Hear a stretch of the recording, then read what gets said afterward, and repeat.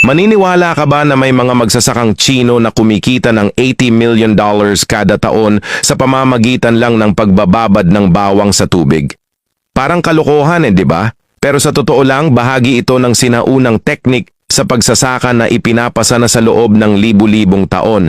Ang sekreto sa pagpapalago ng dilaw na usbong ng bawang, walang sikat ng araw. Tinatakpan ng mga magsasaka ang kanilang mga greenhouse ng itim na tela para manatiling nasa dilim ang bawang. Inilalagay nila ang buong ulo ng bawang sa mababaw na lalagyan na may tubig, sapat lang para masipsip ng ugat ang kaunting halumigmig.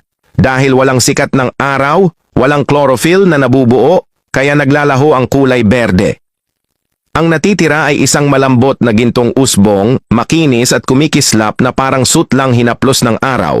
Pagkalipas ng 2 linggo, handa na itong anihin. Puti ang mga ugat, matayog ang tangkay, at kapag binali mo ito, may malutong na tunog.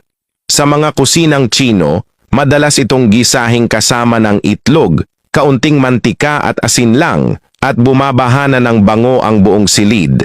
Ang lasa nito ay malambot, matamis, at mabango, at mas masarap kaysa karaniwang bawang na berde.